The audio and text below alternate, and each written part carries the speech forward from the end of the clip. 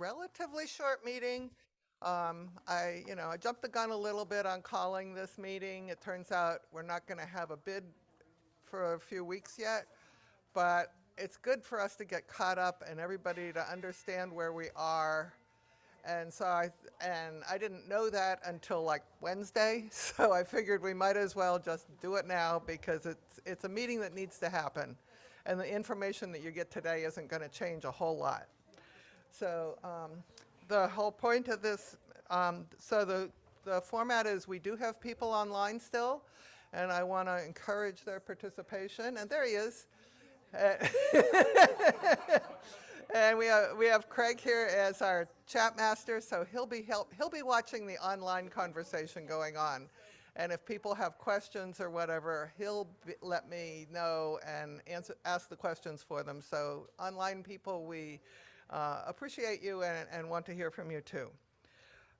So if you want to talk though, please use the raise hand feature in Zoom.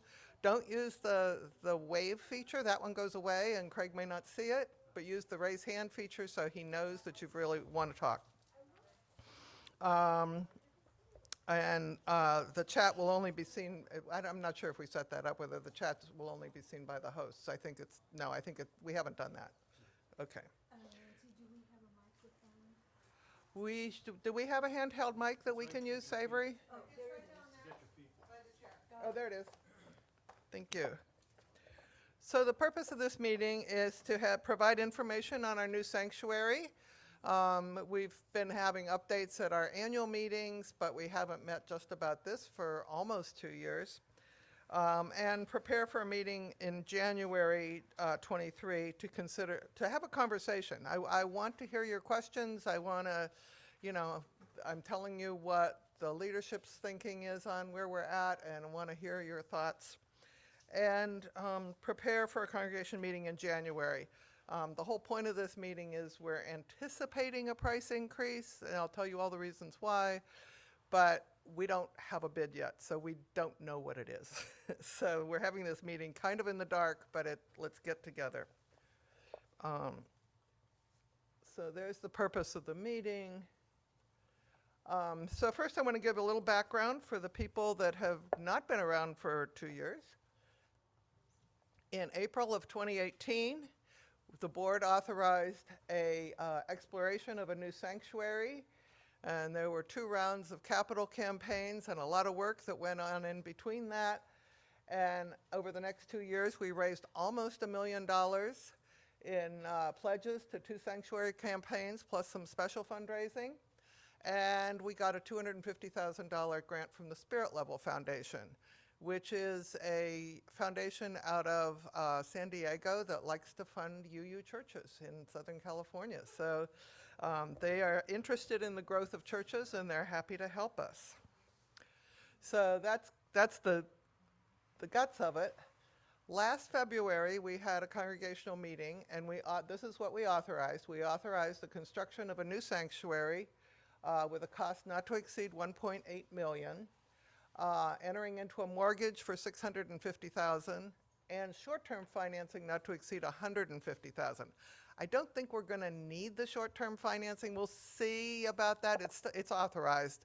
That was the Spirit Level Foundation was $50,000 a year for 5 years. Now that we're 2 more years down the road, I think we're going to get the money before it's not going to be such an issue. So the reasons we're building a sanctuary. I'll let you, I don't need to read to you. I hate it when people read me PowerPoint slides. But we want a prettier place, and we want to allow for growth. And we want opportunities for rental income. We would love to be able to be more of a community center and place that would be open to weddings and other rentals. What will we build? So right now, this is the site plan of our place. The one on the far left is the 2-story building where the Ukrainians are staying right now, and we would rip that down completely. When we bought the place, we thought we could remodel it, but we've given up on that. Let's start over. And so this is, on the right you see the site plan of what the new sanctuary the footprint of it. It's actually slightly smaller than the two-story building, which will mean a slightly larger courtyard, which is really nice. So this is what we've got now. This was actually taken during the pandemic, so it looks really sparse, but because we were all distancing. Huh? Yeah, yeah, it has the old floor, yeah. You know, a little editorializing, making it look. And this is the floor plan of the new sanctuary. It'll be a semicircle with a raised podium for the podium and the choir. Later on, I think there's some physical pictures, renderings of what it might look like. It will be lovely. Any questions so far? The Ukrainians will have to find a place off-site. That is a problem. Craig? Are the chairs movable? Were they stacked? The chairs will be movable. Yeah, the question was, will the chairs be movable? And yes, we are not anticipating pews. We would also like to be, it also has a flat floor because we'd like to be able to use it for a reception or a big dinner for us or whatever we want to use it for, and that allows for more flexibility. Anything else? Okay.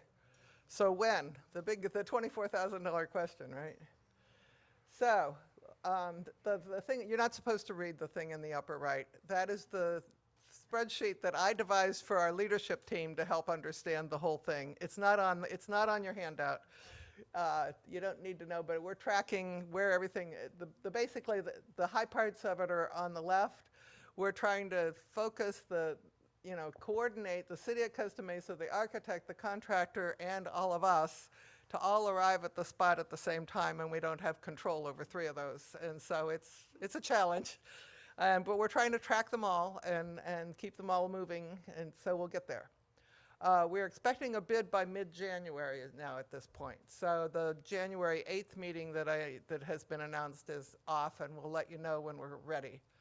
The contractor is recommending to us that they take 3 to 4 months for staging to capture the best prices. And we haven't made a formal decision on that, but it sounds like a pretty good idea, as nervous as we are about price increases. I think it's timing. In October, the contractor was saying, we're ready to go. And we're like, we don't have a building permit. And now he's saying, how about a little extra time? And I think if we work with him, that will be to our advantage. Getting prices lined up so that they can get the best prices. What does staging mean? Staging means getting everything set up at the same time. You think about if you're going to order, if you want to buy something, if you go out on Amazon, you can probably get the best price, and or if you go out and look for it online. But if you need it right away, you got to pay a better price. You got to go to the store and buy whatever price the store is charging. It's that kind of thing. If they can do it 3 or 4 months in advance, they can get better prices. And so that's what they're thinking. And I think my guess is he's got some construction things that he's busy right now, and so I think it's more efficient. It's going to be more efficient if we wait a little bit. That's hard. That's a hard one to swallow when we've been waiting this long, I know. And we'll see. We're going to be talking to him this week, so we'll get more information then. It is still 8 to 9 months for construction, so that means occupancy sometime around the first of the year, 2024. So, Deborah. Yeah, and they might find out, for instance, when they do this staging, that windows aren't available for 6 months. Okay, so you need to time things. Like my nephew built a house last year. He had to stop everything for months and months because he couldn't get windows for 8 months last year. So it's better. She should be using the mic. Plan it all out. You want to? It's on. It's on. If the green light's on, it's on. Okay, I guess Can you the turn people. on the mic? So I think Avery needs to. It's got a green light. Okay. All right. So what I was saying is, for the people on Zoom, sorry, is that the staging also includes for them figuring out when can they get things. If the lumber can't be here for however long, if the windows can't be here for however long, there's no point in tearing down the building and sitting there and waiting for 6 months until we can get stuff. So that's part of it. And just for your information, we are working with the Ukrainians to schedule this. The Ukrainian, we do have a lease with the Ukrainians, and they have a 2-week notice to. So, and we will be letting the, letting everybody have as much information as possible. And I'm sure the contractor doesn't want to start and then have to stop given that situation. So, we're on it. We're doing what we can. Can you explain the 2 weeks, what you meant by that? Yeah, a 2 weeks notice. They have agreed that when we say we're ready to start in 2 weeks, they will be gone in 2 weeks. So, Give them far more notice in 2 weeks, right? yeah. Well, I'm talking as often as I can with Tatiana and telling her what I know. and And so we that- do have a contract, so it's written. Yeah. So and we'll be talking with the contractor this week too. So I think as long as we all stay in communication, it won't be too difficult. What's the range of the soonest to that they would need to move out? 2 weeks. Yeah. No, I'm talking about a date. Yeah, well, I mean, before I knew about this bid taking this long, I had told Tatiana the middle of January she needed to be out. And so, that would be we know that's not going to be that early. I would say probably the middle of February would be the earliest if we said we want the contractor to move, I think it's more likely March or April. I mean, given our ability to predict timing so far, I am not very willing to make many predictions. They're also trying to plan their lives, so. Exactly. On the previous slide, you addressed contractors, architect, and congregation, Oops, I'm going the wrong way. but there was also the city permit. Where are we in terms of the I'm permit? still going. The question is just where are we in I'm terms going the of the, wrong way, the sorry. permit?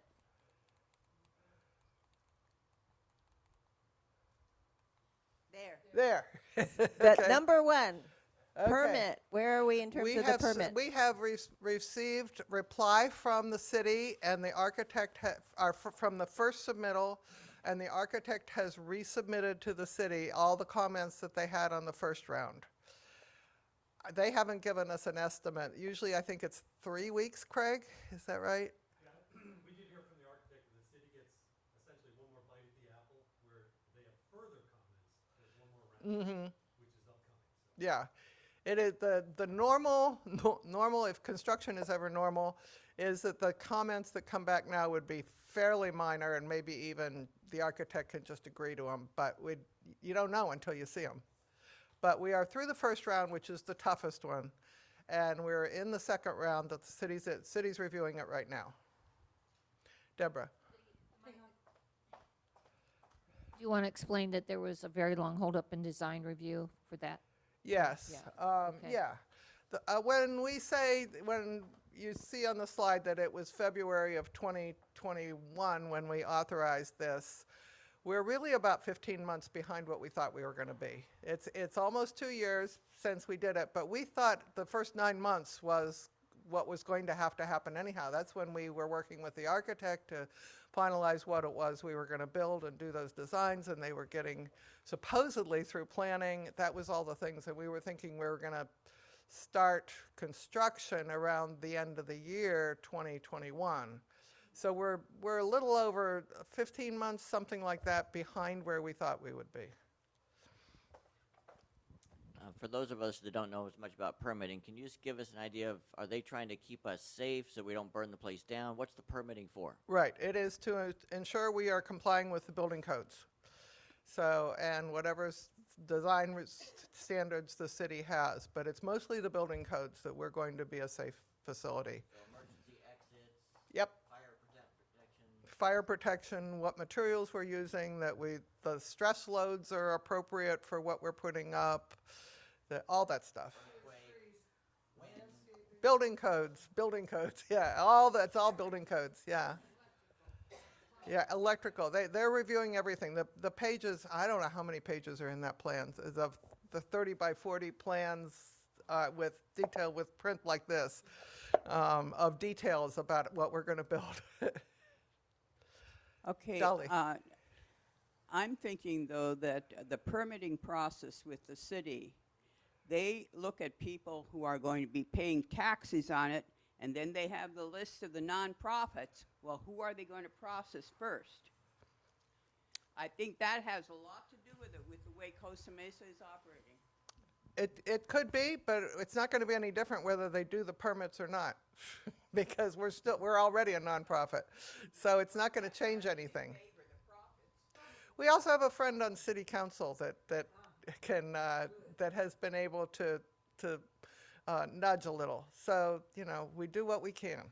That's a nature of being a church in any city. Rob? I just want to let people know that the time involved in this permit review is not unusual, not only for Costa Mesa, but for other cities in the area. It takes a long time to get through permitting, and the designs that they're reviewing are a set of plans that's inches thick.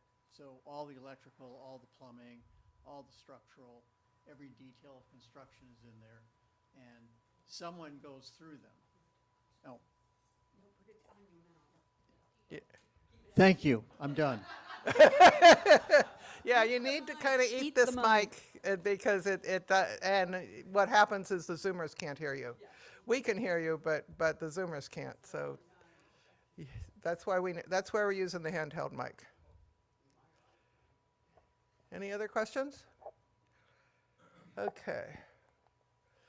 So, how much will it cost? This is the sources of the price increases. We've had city requirements not anticipated when we got the first round of bids. The first one, and probably the biggest one, is re-landscape the entire property. And this is still something that our architect advised us to just accept, and then we'll appeal. They advised us last week that that's maybe harder than we think, but I think it's still going to be an issue because we didn't really approve those landscaping plans because we thought they were going to go away. So, but it's still an issue, and we're going to start because that's the last thing that happens that we will, yeah. Can I ask why they want it re-landscaped and what they're looking for? They have a whole code for what landscaping is, and we had to hire a landscaping firm to be sure they were draw a design that complied with the code. So it's a lot. It's it's too many trees, too many bushes. It's crazy. And we did. Okay, I'm always back turned around. We did this strip along the street just a few years ago to be water tolerant, and now they want us to change that. So we have reasons to, and maybe that's what happens is we still have to do all of it, but not the part that we already did. So that's up for negotiation, but it is if we have to do the whole property, it is more money. Because we were just going to we're planning on doing landscaping right around the new building was our thoughts. They also want us to repaint the two existing buildings. So they want them all to match. So that's something, which is probably time to do that anyhow. Parking lot restripe wasn't on it. We thought it was fixing the parking lot was in our thought that there would be some damage during construction, but we didn't plan on restriping the whole thing. But it's on the list. What's double line? When there's two lines between each space, so there's like a line here and a line here, that's the new code. Right now we have one. Right now we have one. So when I go over to that Mesa Verde parking lot in front of that Bonds, it seems like it's smaller. When I'm trying to get between those two lines, it seems like I'm closer together than I am here, but I don't know. Roof drains internal on the new building. If you look out here, our roof drains go on the outside of the building. That's not code, so we have to put them inside. That was just a change from what we originally proposed. And also the parapets have to, whatever you call that wall, has to be a little higher so that you can't see our HVAC units. That's just on the new building. Parking lot lighting upgrades is really minor. It turns out we need one more fixture, as is setting up for charging stations. I'm not sure what that is. just to make you sure, this is putting in the infrastructure for charging stations, not the charging stations themselves. There may be some financing plans we can use, but it's to make sure that the panel will accommodate charging stations that we're putting in. Craig? We're putting in 4, yeah. So, Gabrielle.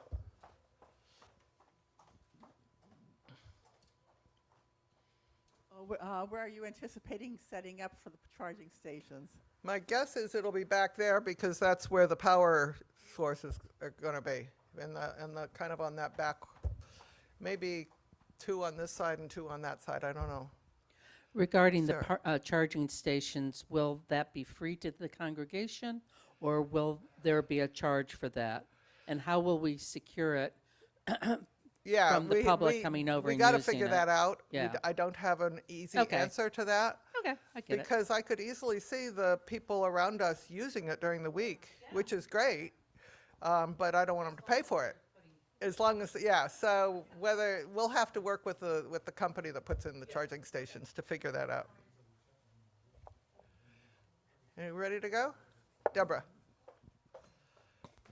I heard a few comments around me saying, well, what does re-landscaping the entire property have to do with safety? And the answer is nothing, but they have us by, we're in a corner because they won't approve it unless we do all the things to the current standards and codes. And in some ways, that's good because we want our city and all of our properties to look nice and somewhat uniform. We want to have things look nice around us. But there's a price to pay for that. And, they don't bother you if you're not asking them for anything like a permit. They won't come in and say, you must re-landscape this to make it better. But once you want something from them, that's when they enforce all these things.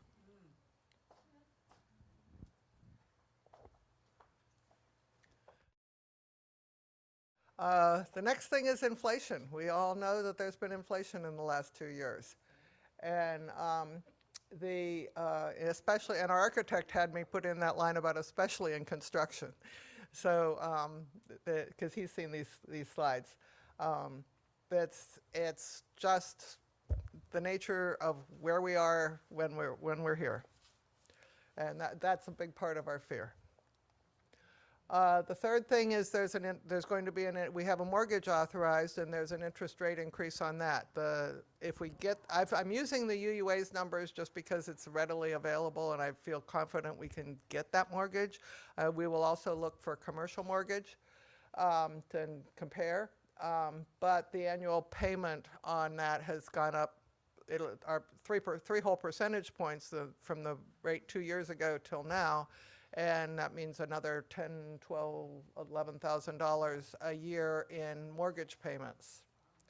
So that's where we're at.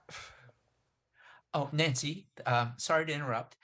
Mark has had his hand up on Zoom. I'm going to unmute Mark. Okay. Mark, do you have a question? Is that why you have your hand up? How do we have to put those charging stations in now, or can we wait and do it later? We can put the charging stations in later. We just have to put in the power for it and the infrastructure for it right now. Okay. That means what's in the utility room and some conduit going out to those parking spaces. That's it, is what we're putting in right now. Okay. Unless we figure out something better. And then Edison can do it, or do we have to get a private company to do that? I didn't understand that. It'll be a private company. Okay. Yeah, the government doesn't. Edison won't do it. No. We would work with Edison, but. Thank you very much. Okay, these are the same costs that we put up 2 years ago, because I don't have anything else to tell you right now. Just letting you know. A little bit of hope in here. One is, if you look at the bottom, the total is 1.73 million, so there was a little play in there when we authorized it. There is also a good part of the costs. This thing does it have a light? I guess it doesn't. The good part of the costs in the middle, the soft building costs, are spent. We know what those costs are going to be.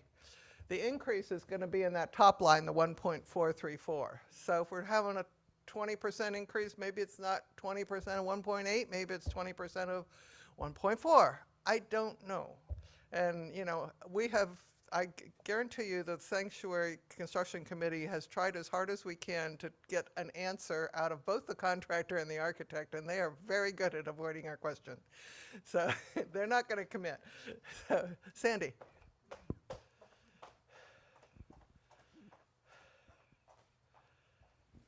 How can people contribute to this at this point? There are always the opportunity for more sanctuary fund pledges. Tom would be happy to talk to you and let you make more pledges or more contributions. In fact, they are still coming in. So this has been a good sign. So you can do cash, you can do check, you can do credit card, you can go to the website. I've got the basket. Craig. Thank you, Nancy, and thank you for all these numbers. That's a lot to keep track of. Can you just give us an idea of what are we holding here versus that? Is that on here? We're going to get to those. You haven't gotten to those so yet. We shouldn't be looking at this yet. Yeah, not yet, not yet. Yeah, this one I didn't think you needed because we all know it's going to change. So, and it's just what we had 2 years ago. It's my first time seeing it. Right, I agree. I understand. And I'll get you anything you want. I believe that somebody has posted the links to the handouts and the presentation in the chat, I think, right? Yeah. Okay, okay, that's fine. We can put the presentation in. It'll all be posted on the website afterwards. So there's some loose ends, as you know. The landscaping we talked about, the committee is not sure we're happy with the plan as it is, and we would like to revise it. Solar is not included. I just want that as we've been talking to some solar companies. They've given us a rough estimate. We're still playing around with it. It may be more efficient to put solar on the rental building over here than it is on the new building, because it faces due south, so it's just we're working on that. But we don't have numbers, and it's not included in the price that we've got right now. And the charging stations we talked about, I just wanted to be sure when I said charging stations, people realize that's not the actual, unless we do something, there's not going to be a place to plug in. Yes, Fred. Has there been any thought of including a columbarium? Including what? A columbarium, a place for depositing ashes? We have not. I'd love to talk to you about that Any offline. number of churches have been building quite beautiful things right, like that. Yeah. Right. That would be a lovely thing to have. And we could certainly talk to our stewards about it. I'm open to it. I know there have been a couple people that would like to be here forever and have their ashes here. Well, so. yeah, I hope it's going to be in my lifetime. But anyway, I thought that it was a requirement on any new buildings that you have to have solar panels. I know with new houses in California, you have to have solar panels. They have not put that on as a requirement for us.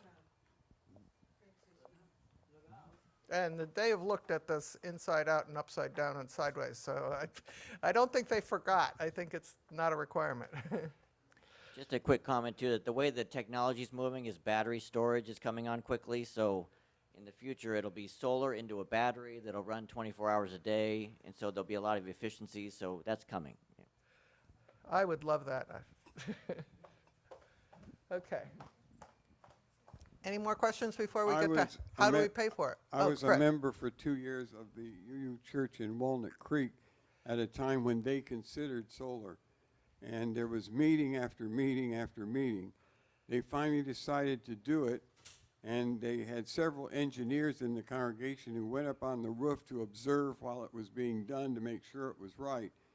And a year later, they celebrated the result, that they had greatly reduced their electric bills and everything, and they considered that even though they had gone the expense of buying the panels themselves, that it was a great victory for the congregation. So I think it's something well worth looking into. Yeah, I know a number of UU churches have solar, and I'm all for it if we can figure out a way to make it happen. Craig? Nancy, we've had a question on the chat about what is a columbarium. They would like an Okay. explanation. It is a columbarium, as I understand it, is a place for ashes for people who have been cremated. So that if you would like a place, there's lovely examples that you can see if you. Can somebody put? Apparently, you've got it in the chat. So, yeah, how to spell it. We'll get that out. Steve Moragiro put a definition also Oh, okay, great. in the chat. You want to read it? Yeah, because I'm clearly not the expert. So a columbarium is a structure for the reverential and usually public storage of funerary urns holding cremated remains of the deceased.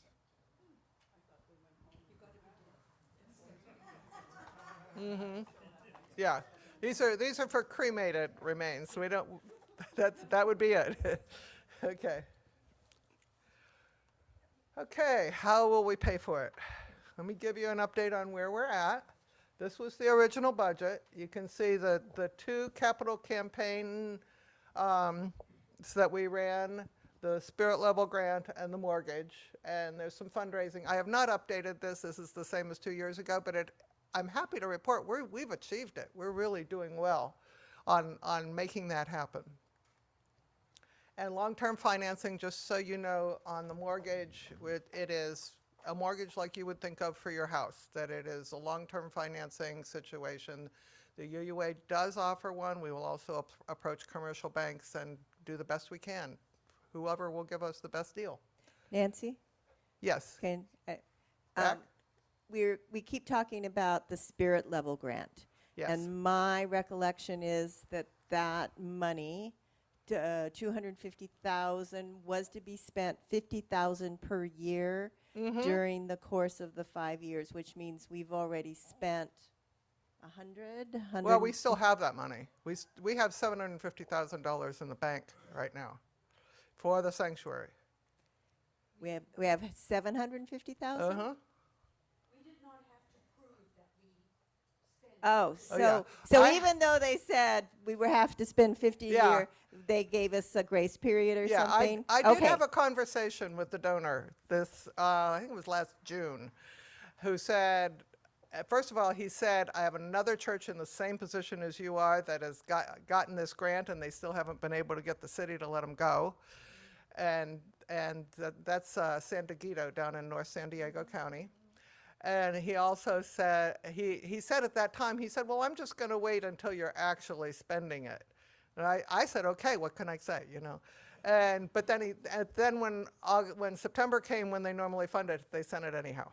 So we have been in conversation with him. He does have my phone number, and I give updates every 6 months or so to them, telling them what we're doing, and they're calm about it. Craig. You mentioned a mortgage. Is the blue part the part we would mortgage? Yes. So that's what we don't have money for yet. Yes. So we'd get a mortgage, or we'd raise more money to cover that. Right. Yes. Anything that we can raise to move that make that blue section smaller is good stuff. Okay, so I went through that. This is where we are now, and this is where I want to congratulate all of us, because we're really doing well on collecting the money.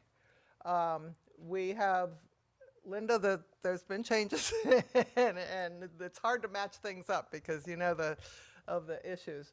But the balance on the pledges right now is $113,000.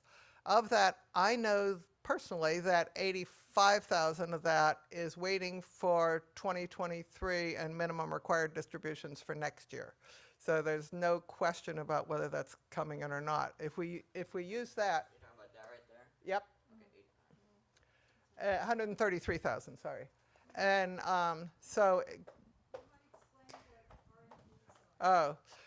Minimum required distributions are if you have a deferred tax account like an IRA or a 401k, you can give the money directly to the church And if you have an account like that and you're over 70 years old, you have an amount you have to take out every year. And normally you have to pay tax on that when you take it out. If you give it directly to the church, you don't have to pay tax on it. So Tom, my husband, can work with you on that. We have a brokerage account, so money can be transferred easily. And so it's a great way to pay your pledge. But you have to do it every year. If you pay, if your required amount is 10,000 this year and you take out 20, you still have to do 10,000 next year or whatever the number is. So you have to say if you want to use it for your church pledge, you space it out. So there was a grace period for a couple of years after COVID, so people didn't have to do their RMDs, but now that's gone. So in fact, I'm going to do my first one next year, and Tom's already walked me through it. So, and we welcome anybody that wants to make a new pledge. Some of you here weren't here when we started the pledge campaign, so we welcome. You can do in honor of someone or in memory of someone, and that'll be recognized when we do the donor wall that recognizes contributors. So. Now, one other thing I wanted to mention is we've been nice to not say anything about the planner that we had that was, shall we say, he was learning on the job on our project, and he's no longer on our project. He's no longer with the city. So that's why we really were slowed down. It was not the fault of anyone on our team. It was a big part Yes, of that things have been individual. moving much faster since that transition. Yeah, thank heavens. Okay, so this is where we are, and this is what we have spent and what we've spent it on. We've spent about $250,000 on it already, most of it on architect fees, because they've done most of their work. As we said, we've got these detailed building drawings, and now it's time to turn it over to the contractor and let them do the actual building. And permits, and we had to have some consultants in to test the soil and all that good stuff. So we've spent about $250,000. We've brought in about $1 million. We have $750,000 in the bank. So that's good news. What's the difference between those three columns? The headers aren't showing. Total is, the first column is total. So what I had to do, we have a number of people who have overpaid their pledges. So on the sanctuary, that they just keep giving us money, but they haven't actually made a pledge. So I don't want to, if I actually run the report in our database, it says our pledge balance is negative. But that's not right. We do have money, that's people that still owe money, but we have people who have overpaid their pledges. So I have to break it out. So those three column headers go to the next slide too? Yes, so total paid and balance. So total paid and, so I left just the numbers there so you could see them. I didn't leave the balance column. I cut that off to make it bigger. So this is what we have spent the money on, and at the bottom, this is where the money is. So we've got it, we're doing okay. This is the one, this is just how we will spend the money. We're expecting to spend it over the next year. I wanted to lay out when we think we'll need the mortgage. We certainly will spend the money we've got first, with the idea of getting the mortgage only when we need it. And so I just kind of laid that out. You can see the fourth 50,000 is due this fall while we're still in the middle of construction, and then there'll just be one more $50,000 payment after that. I have heard through the grapevine that another church that did this, once they finished construction, said, "Can we have the rest?" And it was provided. So I'm really not too worried about the short-term stuff. So who knows, but this person is incredibly generous. Elizabeth. With construction, there's always delays and setbacks. So what have, if at all, the board thought about, like if we have an open construction site for longer than we anticipated? We'll be working with the contractor on that this week about exactly where the perimeter will be. I'm sure they're putting up chain link fences to keep us out. We will have a responsibility to stay out of there. We're not to be going in there and checking out It may be dangerous, it may be, you know, unstable, whatever during that time. So we'll just pretend it's not there. And How we'll be disruptive would it be to the existing structures? And We'll still our- have our access to routine? our the two existing buildings, and part of the courtyard, I don't know how big a part of the courtyard. So they're going to take Sunday off so we can actually have service. Oh, yeah. Okay. Yeah, we will have quiet during the, during the weekends. And they're going to also take part of the parking lot in the back, obviously, for their staging. So we're going to lose some parking spaces, but that shouldn't be an issue. You know, there's still plenty of parking on Sunday morning. So Yeah, they'll have to, you know, in the beginning, they'll have to bring in a big dumpster for all the stuff that they take down and all that. And they may have a construction trailer, I don't know. I understand there's porta potties involved. And, yeah, there has to be a place for all that stuff. So this is kind of neither here nor there. I actually show money left over at the end. It's without the bid, it's really hard to get excited about putting these numbers through. This is the one that you have on the handout. That's the cash flow. This is the one, the first one I want you to think about is I've given you the last couple years of history. I'm always balancing. Oh, last week Sean said mathematics is the language of the universe. I told her I was going to quote her on that. So this gives you the detail for those of you that don't have the big picture perspective of what our operating fund is doing. We're also doing well in the operating fund, partially because we've had a number of surpluses in the last few years, and partially because we had a payroll protection loan that turned into a grant. And so we are doing we have 232, is that the number, right now. I have put this in that we're not going to, this is done on the basis that we're not going to use any of it to start funding the sanctuary. The Finance Council thinks you could take maybe 100,000, we'll get to that in the next slide.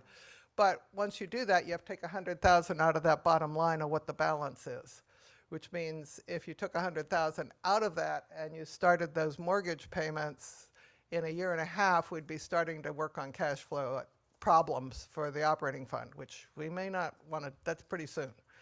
We're doing this on the basis that we're going to grow, right? This is you know, we need more people in order to make this happen. So this is the bottom line that might be more easily readable that I want you to focus on as far as the cash flow and how it works. It's just those few lines from the previous slide. So you understand where we're at and what we've got. And then this is the one, this is your homework. This one is what are our options? What could we do? So with all this. Cost savings is a possibility. You know, we could cut things down. If we do that, that means we're kind of back to the drawing board and we have to go through permitting again and all that. We're trying to avoid that. We want to get going. New pledges. Several people have talked about that. That is. I haven't put any number in there because it is what you decide it will be. We've had 2 rounds of pledging already. People may be feeling that's enough. People may be feeling I have some resources I could contribute. It's not too late. We would love to have more pledges. And in fact, I have heard of a couple of new ones this week, as people realize that's what's happening. So it's happening. I will obviously have updates the next time we talk. And the operating fund, we talked about that. There is a fair amount of money in there right now. If we take it, we're limiting our flexibility later in the operating fund. And and then other things for debt, we have member loans. We have a history of borrowing from our members. It started way back in Victoria 20, 30 years ago, I think. And our members have been very generous. They say you can have the money, you can use it, but I want it back. And sometimes they don't. They say they don't want it back and they'll donate it, but the expectation is that we'll pay it back. And we've had good success with that, and people feel good about that because we do pay interest twice a year, and we have always honored them. We have the endowment fund. We have borrowed from it in order to finish the remodeling here and to have Daniel's Hall where it is. It still has a balance of $180,000 that we still owe the endowment fund, but it also has $445,000 in the bank still. We haven't taken it all, and so that's a possibility. We could ask to take more. And then more mortgage. I put, let me get this where I can read it better.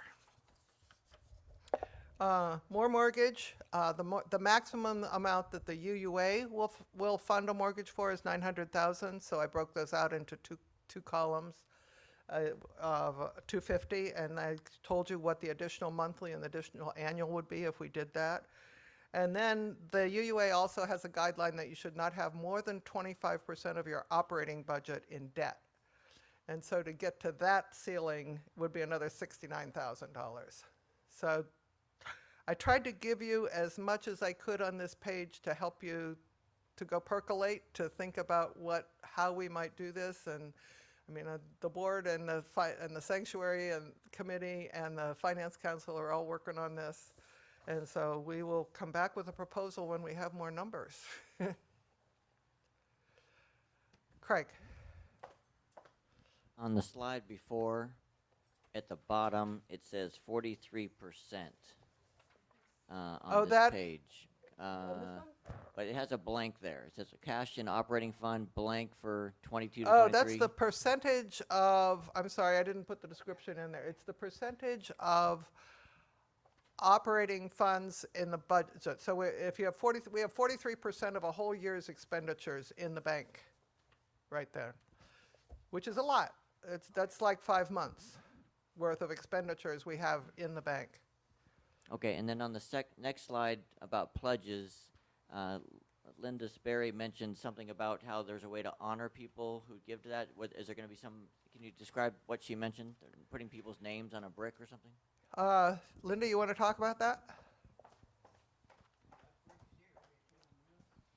We're not going to do bricks. We did bricks out in the courtyard here earlier, but we are looking at doing a donor wall, and all the records have been kept of who wants to donate in honor of someone who's living or in memoriam of someone who's passed away. So I've got all that information of the pledges that have already been made and paid. So there's lots of opportunities. And in fact, I think online we have the pledge form. I'm not sure. Yeah, I'll have to look online, but yeah, you'll have to, you can because I couldn't find it. Yeah, contact Tom Lockery or myself, and we're happy to talk you through that. Dolly is next. I'm just curious, as time goes by, and I'm having a big birthday next Saturday, I have a feeling that this may not be in my lifetime. So could I be on the donor wall for myself? Because I already wrote my check.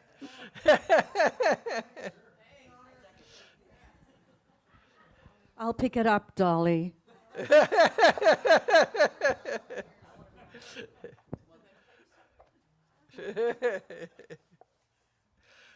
Okay. We have these discussion, and we've kind of been discussing as we go along, and that's what we have. What's next? This just I threw this in there. This is the goals and purposes. Remind us why we're doing this. We've got to keep that in front of ourselves. And the choice, what the change will be from this room to the new sanctuary. And so we'll receive the bid. They've given us a date of January 11th. Like I said, predicting dates at this date is a challenge. Leadership will need some time to review and develop a recommendation for you, and then we will have a congregation meeting, and then we'll have a groundbreaking. So that's what I know.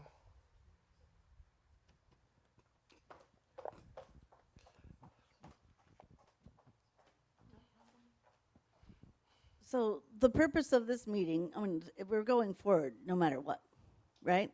So, That, it's already approved. right. To So do the project. the purpose of this meeting is to just give us information, or are you Right, asking right. us to This is a make town a hall. It decision? is not an official congregation meeting. Is there a decision that needs to be made by the congregation at some point before breaking If ground? the price goes above 1.8 million and we cannot figure out how to do it within that 1.8 million, the congregation would have to authorize an increase in price.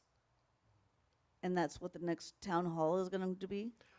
Depending on what it is. I mean, if it's a minor amount, I think we all can just move on, you know, do what we need to do and move on. If it's a major amount, we'll have to work harder at it, and maybe there's a town hall before the congregational meeting. So are you officially asking for more money from the congregation, or are you just informing us of what's happening? I'm just informing them at this point. I think we've asked enough, and I mean, making a pledge is always open. There is never a time that we say, no, you can't make a pledge now. And we don't do that. So it's always open. But we're letting you know, obviously, new pledges is the easiest way to pay for this. But it's also, you know, depending on your situation, the hardest way to pay for it. We certainly want to thank you and all the members of the building committee for the tons of work that you have done on this. Thank you. Well, it's all of us together that are making this happen. I just wanted to reiterate, every pledge made reduces our mortgage. And so it's a plus. We never stop wanting to fundraise. Absolutely.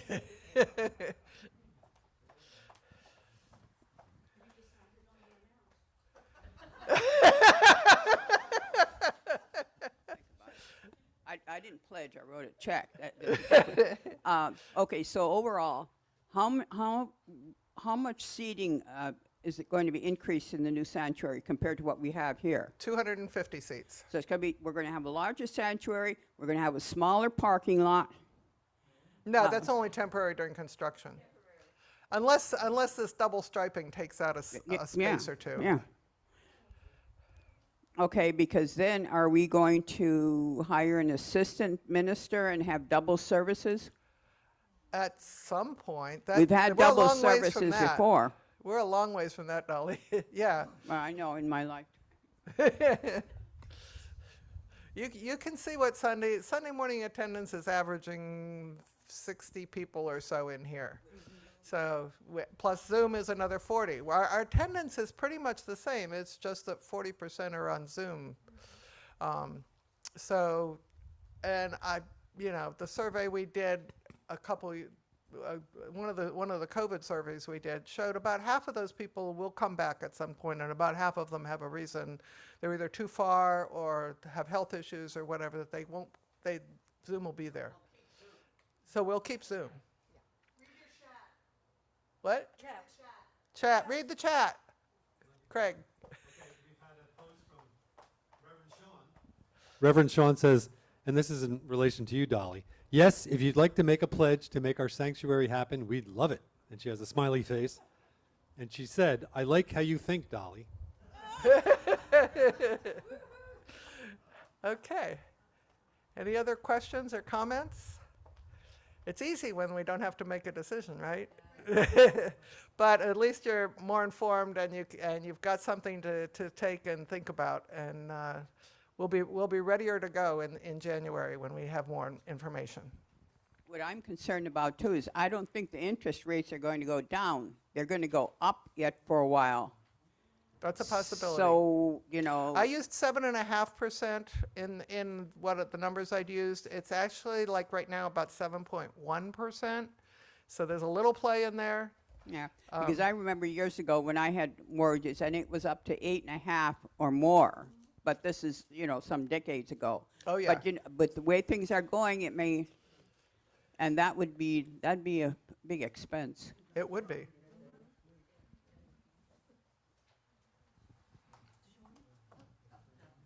Okay. Are we done? Okay, thank you.